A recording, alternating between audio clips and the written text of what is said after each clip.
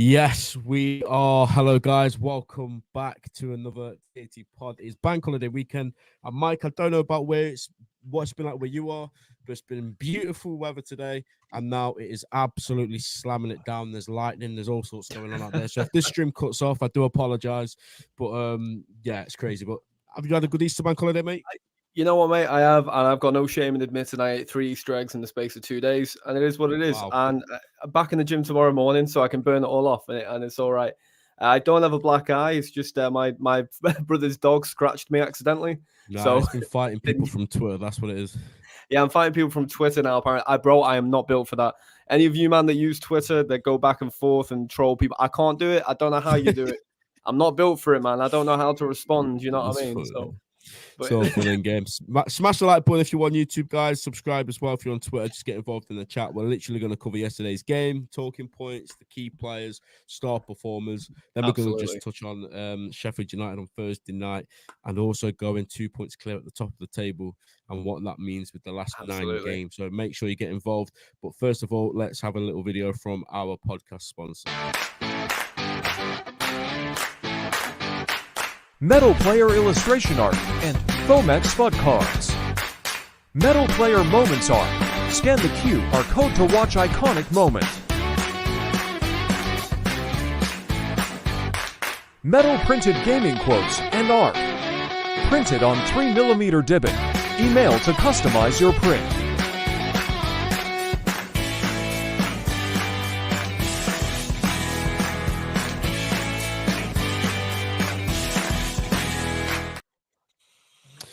Yeah, so make sure you use TT Pod at checkout, guys, and get 15% off. Amazing company, amazing products, and yeah, super reliable as well.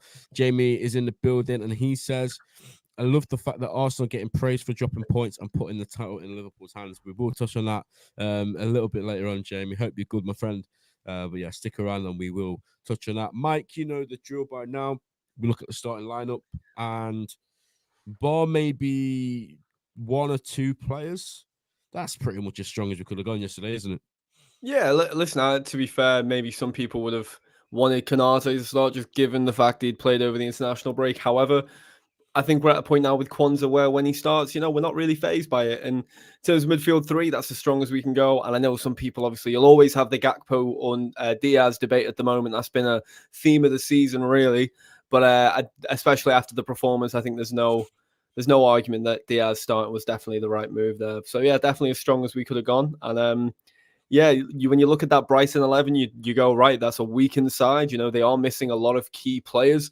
And yeah, what an interesting game, specifically that first half, wasn't it? Yeah, it was mad. It was mad. Shout out Asim as well from Born and Red. You guys probably know Born and Red. Really good channel. Asim does some really good stuff on Twitter as well. But yeah, you're right, Mike. It was. I was very confident when I seen the lineup. Obviously, Brighton a bit of a bogey team for us, and myself personally, that is my fourth game I've been to see against the De Zerbi Brighton team, and that's the only win as well in that time. So I broke the curse. I said to Nathan, who's my brother, I said, if we don't win this game, then I'm not coming to another Brighton game. It will be our fault at that point. Like, we went to the FA Cup game last season where Matoma scored at the Amex last minute, and it was in that period where we were just losing like every other week. And obviously a year ago today is the Etihad defeat as well, which was a really low point. So we'll touch on it a bit later on, but just fast forwarding now and seeing that we're top of the league by 2 points, and it's actually in our hands. And like Asim said, the hashtag the Big 9, that is all that's left from stopping us from winning a Premier League title, Mike. And again, I'm fast forwarding. We'll get onto that towards the end of the stream because it's very exciting, and because I'm very excited, and I think we're allowed to get carried away a little bit because of what we've had to deal with. So we will get onto that a little bit later. And we have to start with here, I guess, Mike. Even when we went 1-0 down, I was still so calm, and I always knew we'd come back. And I did kind of get that feeling as well. I'll tell you what happened, Mike. It was 2 minutes in, right? And I had a couple of pints before the game. And if you're a lad and you have a pint or two, the golden rule is don't break the seal. Once you go to the loo, you're going to be game over. Game over. What did I decide to do half an hour before kickoff? I went to the loo. So come kickoff, Mike, I was desperate for the toilet. I was like, you know what? I'll hold out till half time. 45 minutes. As soon as Welbeck scored, I was like, Nah, stuff it. I'm just gonna go. I'll take a breather. I'll come back out. Yeah, mate. I just came back though, and I was thinking like this team's gonna win. Like like you said, it's a weakened Brighton team. Still a decent Brighton team. Don't get me wrong. There's still some very, very good players in there. Adingra is a very, very talented player. Estupinan, Lamptey, Baleba, Pascal Gross, brilliant player. So still some very, very good players in there, and definitely some that could hurt us. But let's just touch on the goal first of all, and then we'll talk about the response after that. But it was a bit of a misfortunate one because it just sort of like, I think Soboslai makes the tackle. It ends up at Virgil, who tries to make the clearance, and it just falls at Welbeck, who smashes it home. And a bit scrappy, but again, if you look at the keeper, I don't think there's anything he could do to stop it. But yeah, just one of them where it's just like a bit of a nuisance more than anything, because we need to win these games, and within 2 minutes we've gone behind. But yeah, how did you see that first goal, mate? Listen, you know what, man? Easter Sunday, you thought, right, we're going to be watching two incredible games. Liverpool need to. That's how you felt going into it, anyway. And that you were like, right, Liverpool need to get off to the right start. And then we got off to probably the most Liverpool under Klopp start we could have, in a way. We had to put our back up against the wall. We had to, make it entertaining. And the way we've been this year, I could hear it in the crowd. And maybe you can confirm it for me, but it felt like we conceded, but the crowd didn't seem phased. The crowd was loud still. At least it felt like that coming through from the TV. I could have been wrong, but we conceded in, I think 2 minutes after conceding, it was like, we took control of the game pretty much right away after that. There's no one really at fault for the goal. Soboslai's tracking back as best as he could. It's a bobble up in the air, and it's a great finish. You know what I mean? You can say that, we could have cleared it, could have dealt with it better, but there's nothing I can really look at and go, that there should have been better. You know what I mean? So it's just one of those goals. You concede it, you move on. And I think the biggest praise I can give is that remaining 43 minutes of the first half was incredibly composed and patient. We didn't force anything, which I thought was really, really important. Go on. I know you're itching. There was one man in particular in the first half who just absolutely... First half? Whole game? In particular, the first half, like compared to everybody else. I mean, everybody else was playing well, but I think more so in the first half, Alexis McAllister was just... Like I say, I don't think anybody had necessarily a bad game, but in that first half, Alexis was just running everything on his own, and he played that sort of lofted through ball to Salah at least 3 times. And on another day, he gets 3 assists, and Salah could have had a first half hat trick. But I know that's your guy, Mike, and that's our guy. That's our guy. It is our guy. But at the start of the season, I do remember saying, and I'm not going to shy away from this. There's no harm in it. A slow burner, and it did take him a while to get settled in, but now he's fully settled. And let's face it, Mike, he's playing in his favorite position right now, which I think is only a benefit to him. So yeah, talk to us about what it is in that first half. Well, full game really, but full game really. But first half, just because we'll go chronologically through the game. But I think Endo and McAllister have got the perfect balance with each other, and they allow each other to blossom in the best way. The third of the 3 we can rotate, and we'll get, depending on the game. Soboslai was brilliant today, and yesterday, and I'm not discrediting him in that at all. But Endo and McAllister are guaranteed starters, and you can see why. McAllister, I said this in the last pod, I think, but McAllister is everything we thought Thiago was going to be in a way. The way he can dictate the tempo of a game, he can manipulate from any position in the midfield. He can play any position in that midfield as well. In the World Cup, he played right just off of Messi. For the majority of the season, he was a 6. And he did very well in the 6, and now he's thriving, as a box-to-box 8 on the right-hand side. But we've also seen him on the left-hand side of the 3. But right now, what we're seeing from McAllister feels like still feels like scratching the surface of the player that he will become. I made a claim near the start of the season, and it wasn't you who laughed at me, but a few people did in a space. I said McAllister is and will be our best midfield signing since Xabi Alonso. And I stand by that statement. I know it's a bold statement, but I really do stand by it. I think what he can bring to this team going forward it's insane. I do expect him to get the vice captaincy at some point as well. Like, he's got everything about him. I know those are long-term predictions there, but if you just focus on the game, his passing range, his ability to break up play, he was one of the reasons we were as composed as we were in the first half. And like you say, on a different day, Salah gets a hat-trick. You know what I mean? His vision to find the perfect weighted passing behind to unlock defenses, which we've seen in the second half as well. It's second to none. And McAllister is as crucial as anyone in this running. Absolutely crucial, especially when we play United on Sunday, because if there's one thing we lacked in the cup game against United was that composure in the final third. And I think McAllister, although he had a very good game against United in the first half when we last played him, I think he could be the difference maker in that game as well. Yeah, absolutely spot on. Yeah, I think just going back to the summer and the chat around McAllister, I think, because he came from Brighton and he was only 35 million, obviously because of the clause. Everybody, I was excited to get him in because I think we all watched a lot of Brighton last season. Could see there's a clearly talented player in there. Yeah, but I think Dom was the one that was getting the headlines. 60 million pound transfer, branded as, and I hate this because I think this sort of made everyone's expectations go crazy for him. But people were saying the new Stevie G, and all of this before he's even kicked a ball. And I think obviously the first 2 months, I think Szoboszlai was probably our best signing. He was doing really well. I'm not saying he's not doing well now, but I think he was when he first came in. He was unreal every game. I think his role might have changed a little bit now, but I think yesterday we saw more from Dom as what we did see in that first month and a half, 2 months, where he was playing more further forward when we had the ball. He was more on the right hand side, and again, I'm fast forwarding, but the goal, the winning goal. I'm just spoiler alert. This is what I was going to say for the goal, but I think that's where we want to see him more often, to be honest, because you can see his intelligence, you can see his technical ability. Like that pass is underrated that he plays to McAllister. But just going back to the first half, you're right about McAllister. He makes his tick at the minute, and I thought it was good as the 6, and I still think he can play the 6. And people go on like he should never play there again. I think if we're in a time of need, he can easily do that.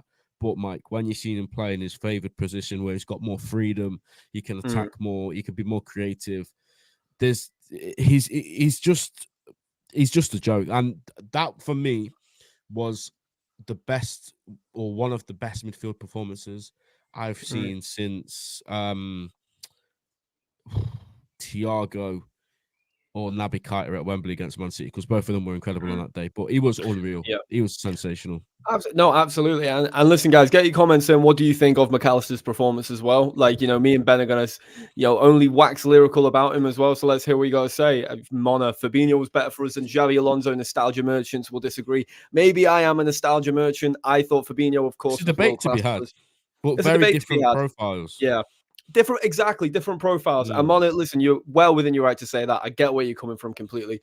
For me, Alonso was just a special player, but I'll admit, when it comes to that particular era, I am certainly a nostalgia merchant, so I can't, you know what I mean? I'll hold that with pride, But Ben, if I was to ask you something away from McAllister's performance in the first half, one thing that I thought was noticeable, and I'd like to get your opinion on it, was Diaz's performance specifically. Diaz has come under a lot of criticism, obviously, this season, for different reasons, But I think the main thing has been wanting to run at the man and take him to the line and to go for the moment instead of just cutting back and playing it safe. What did you think? What did you make of his overall performance, but specifically, what did you make of his first half performance?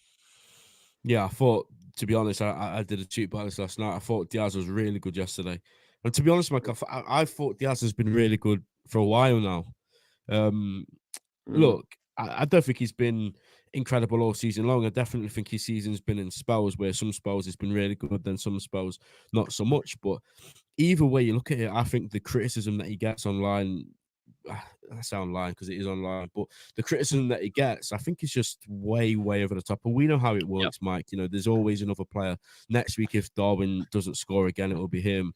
And then Gakpo, even though he only played a minute yesterday, there'll still be somebody out there saying he should have done more in that minute. You still see Stuck, Exactly. But with Diaz, I get what people want from their wingers, but I just don't think it's realistic to expect it from him, because you look at Sadio Mane, and I think this is what's in people's minds. He was getting 20 goals a season.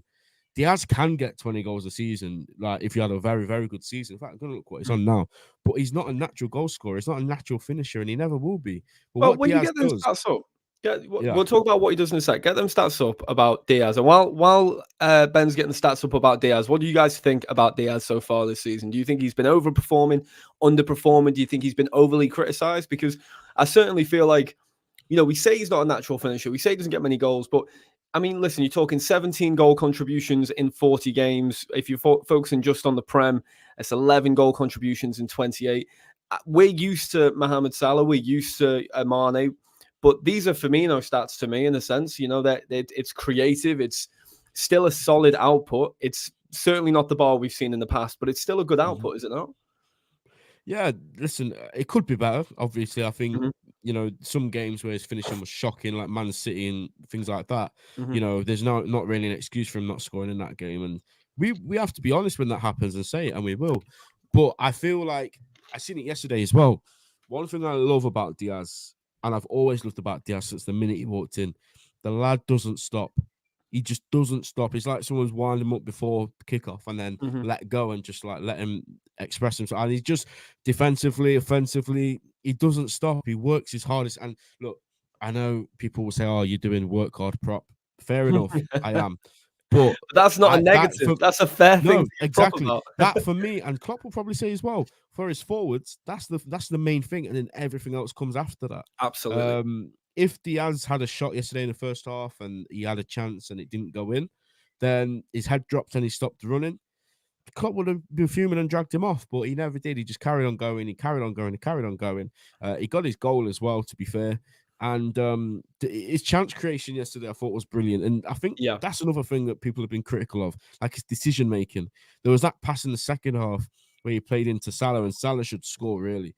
Mhm. And then if Salah does score, Mike, we're looking at a brilliant assist. So yeah, I think Diaz.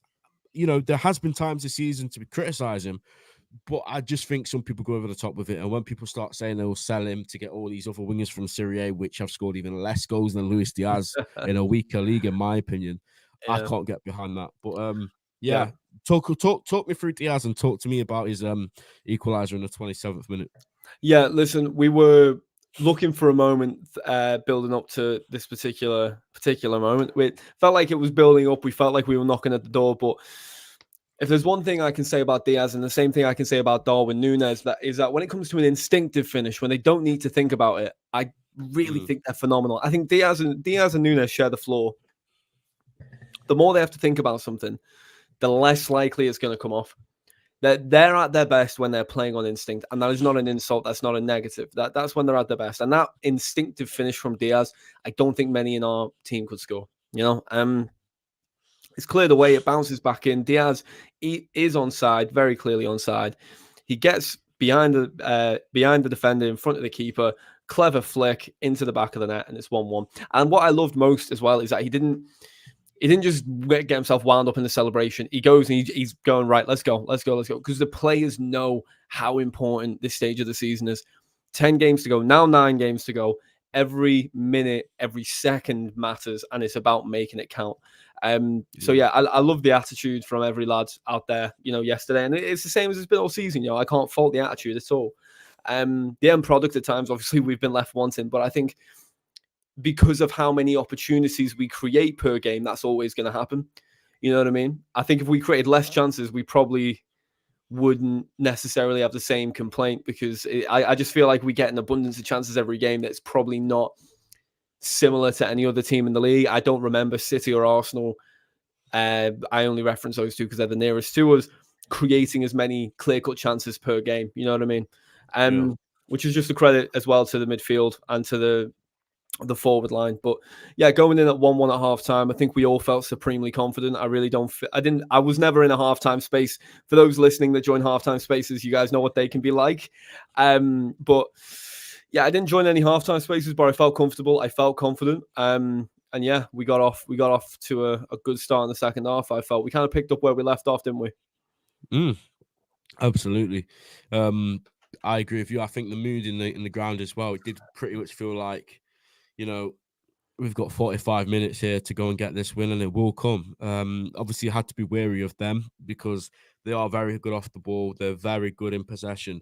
Mhm. And all it would take really is for one player to make a bad pass, and they're probably going to be in because of how high our line is and all of that. So, but I was always confident we'd win the game. In fact, I thought we was probably going to win it by more than a goal, to be honest. And we should have, because we had the chances. Like I said, first half we had a few. Second half there was quite a few as well.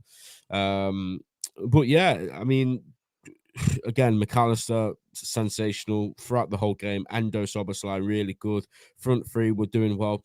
Thought Nunes was a bit quiet, Mike. Didn't really notice him much. There was that one half chance he had when he was like basically sitting on the floor in the first half. And that would have been a brilliant goal if it went in. It wouldn't have just. Why do you think it was? Do you think they did well to marshal him out the game? Do you think it was just one of them where, you know, it wasn't the best team set up for him to play against? What was it for you know what? I think when you look at Brighton's formation, you can even see it on the screen there. Yeah. It's very congested in the centre. Yeah. Very compact, very congested in the centre.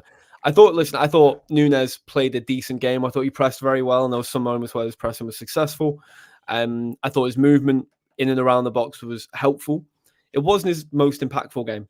All right. It just, and that's not a negative, because there's two ways you can have that kind of game. You can have a game where you ghost the game, and you can have a game where you're not necessarily impactful in front of goal, but you play your role and you play it well. And I thought Nunes did that.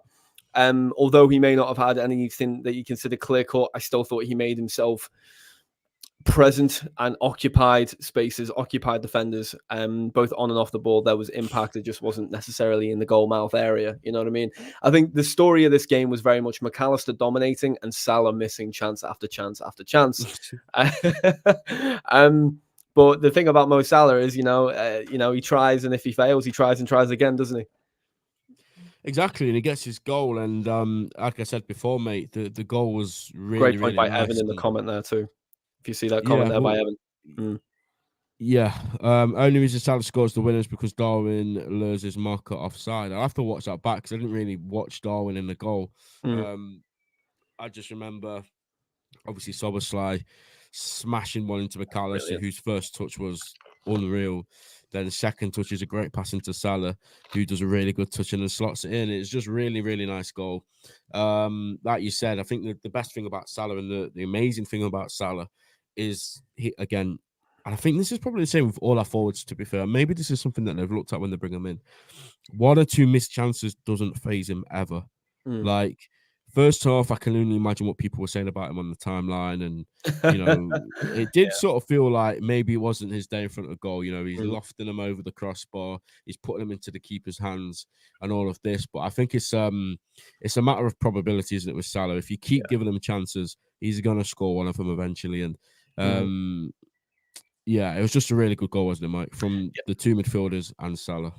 Yeah, to be honest, I feel like it was the most space that we had in their box all game. Like maybe it was down to the movement of Nunes. I'll have to watch it back. But yeah, listen, I don't like to do this often. I don't often like to compare midfields of the past to present. But the pass that was played by Szoboszlai into McAllister, the touch from McAllister and pass into Salah, I think in midfields gone by, we wouldn't have seen that type of goal. And that's a credit to how we've evolved the midfield, and that's not to discredit the midfield that we used to have. But it's just technically brilliant. I think the technique shown from Szoboszlai in that pass is outrageous, like absolutely outrageous. McAllister, vision, composure, everything you would want, and Salah with a trademark finish, which he hadn't really been able to show throughout the game up until that point. But I suppose when it counts, he makes it count. We won the game at the end of the day, and he's the man who scores the winner yet again. So, listen, McAllister, we could sit here for another half an hour waxing lyrical about him. But yeah, I think that's 5 goals, 7 assists now in the Prem for McAllister.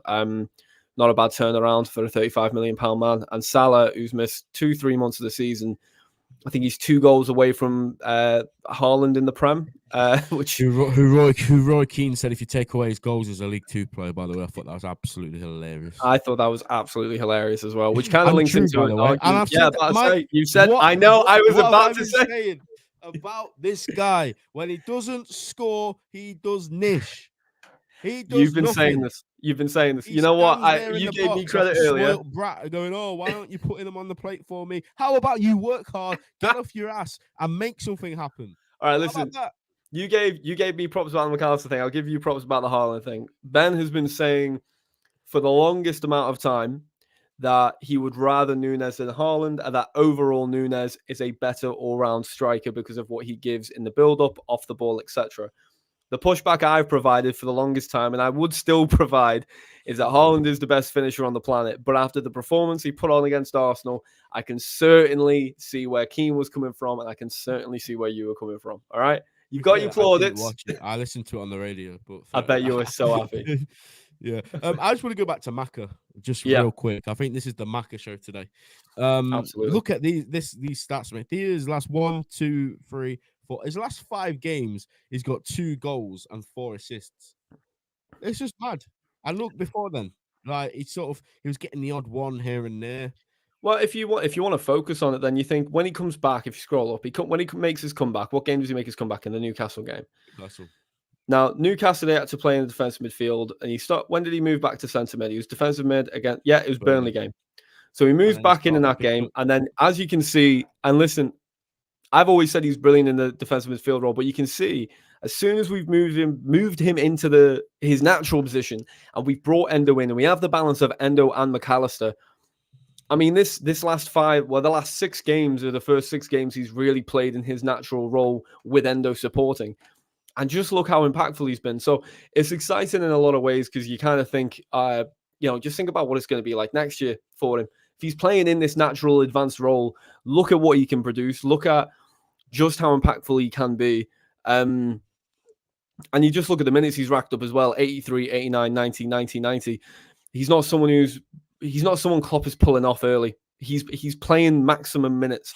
It's all about the trust there. But for me, I'd hope we rotate him out of the Europa League teams, give the man a rest where we can, because we need him. We need him, especially in the away games. When you look what we have coming up, United away, Everton away, these games, Aston Villa away from home, Fulham away from home, West Ham away. There's a moment Liverpool had this season where we have 3 away games back to back to back. It's right there, Fulham away, Everton away, West Ham away. Those 3 games are the 3 games going on everyone's noses at the moment. To have 3 games away from home, one of which being a derby, and the other being a team that are currently vouching for European football as in and out of form as they may be, that is going to be a ruthless run of games that we have coming up. I'll tell you that. No, I absolutely agree. And I think I'm really going to butcher your name, so I do apologize in advance. Guillermo Torres. That was really good. Say that again? Nah, I did it once. Guillermo. We'll call him Torres. Big up our boy Torres. Thank you for tuning in, brother. You say, hi, any news about injured players' returns? I don't think there's been any updates since the game, but I was watching a Klopp press conference and he basically said all the other guys, I think Jones will be back really soon, which is, like you've just said, you need Maka to have a break. He couldn't come back at a better time. Get Jones in for hopefully Thursday, get some minutes, and then he could play the Europa League game. I think that would be a really good opportunity for him to get some minutes back in the tank.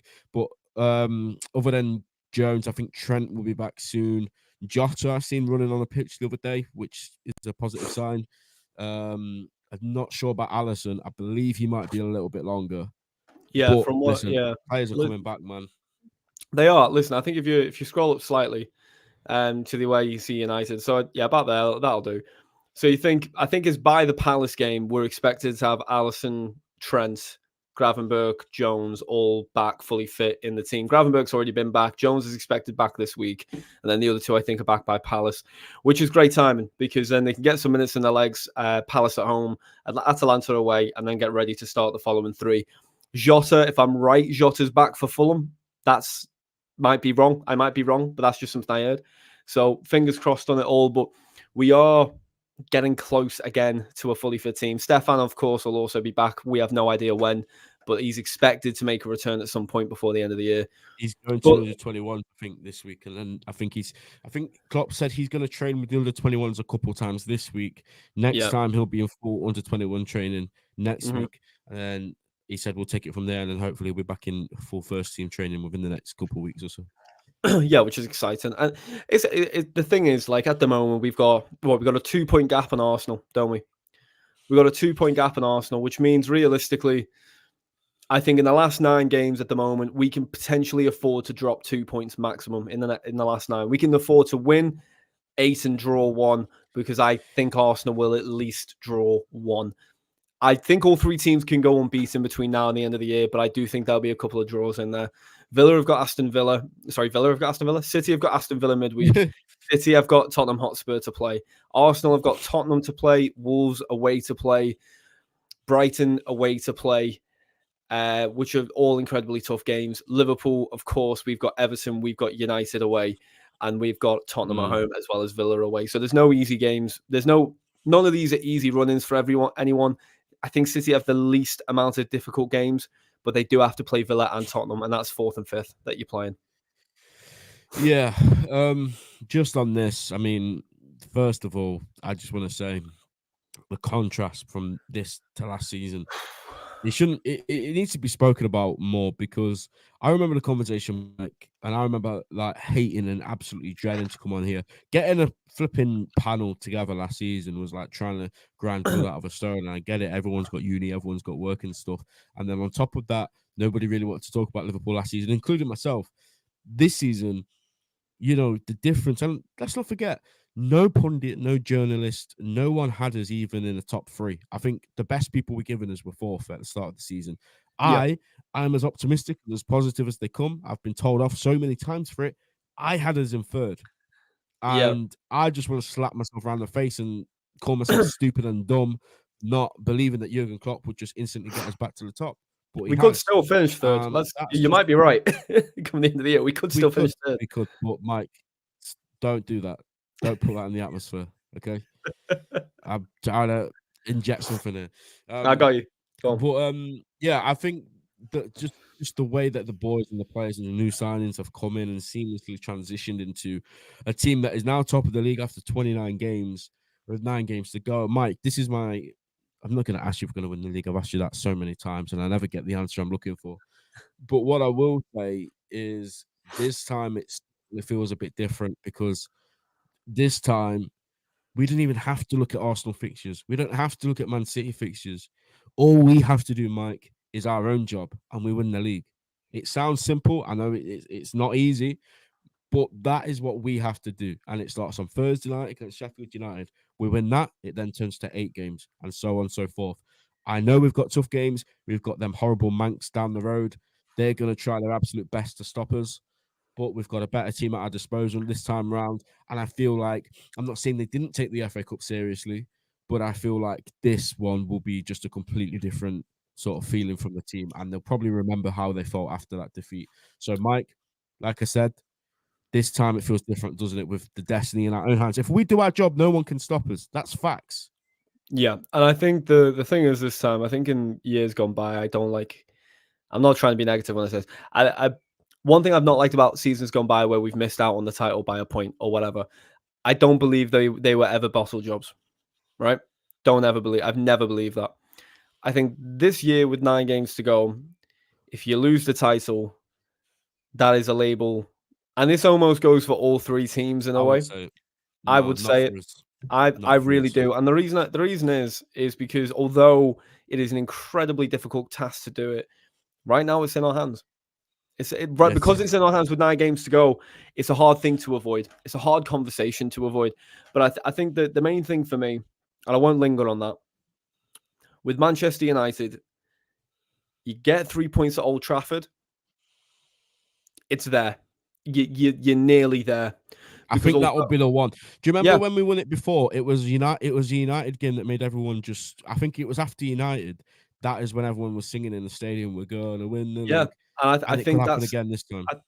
Listen, I think we are there again. Sheffield United. Listen, every game's difficult in the Prem. You expect us to win that. I hope we win Sheffield convincingly. Listen. I hope we win that game convincingly. United away is the game where there's other games going on this season, of course, but that's the one that concerns me the most. That is the one that Aston Villa away and Fulham away weirdly is lingering in my head. There's 3 games where I go not comfortable. You get through the United game and the lift that will give the side, knowing that Trent's coming back, knowing that Alisson's coming back, it'll be an elevation for them once more, you know. And we just, as I say, we just got to keep going, as I say, because we need to play every game now expecting Arsenal and City to win. We're used to going Liverpool v City. City are used to Liverpool City. Arsenal are used to only Arsenal City.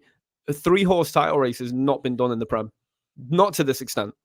Never. This is a first time. No. I don't remember a Premier League title race this close ever before, when no one can call it with 9 games to go. If I'm wrong and there are Premier League historians that can say otherwise, let me know. But this is genuinely probably the first title race in Premier League history where, with 9 games to go, there are 3 teams that have all their fan bases are all saying, this is in our hands, we can win it, because they all believe, and we all believe, the other teams will drop points along the way. And we all believe, whether you're a Liverpool fan, an Arsenal fan, or a City fan, that your team is the best team. And it's so interesting to watch. Isn't it? Isn't it just interesting to observe every team communicate with each other? It's just baffling right now. But yeah, that's my opinion. Yeah, I mean, I've been on Spaces a lot recently because I've been off work, and every single Liverpool space I go in at the minute, Arsenal fans come in, and they just make it all about Arsenal. And it's like, nobody wants to talk about Arsenal. Like, with all due respect, we just want to talk about our club and how good we've been, and how we are going to win the league. And I do believe we're going to win the league now, Mike. I do, Right. and I will say that, because why not? Why, with what we've been through, and I keep going back to this last season, and everything we've been through this season, with all the injuries we've had, and we've still got injuries, all of the controversial moments that have happened, and I know you don't like to get involved in all of that, but again, yesterday, David Coote's an absolute awful.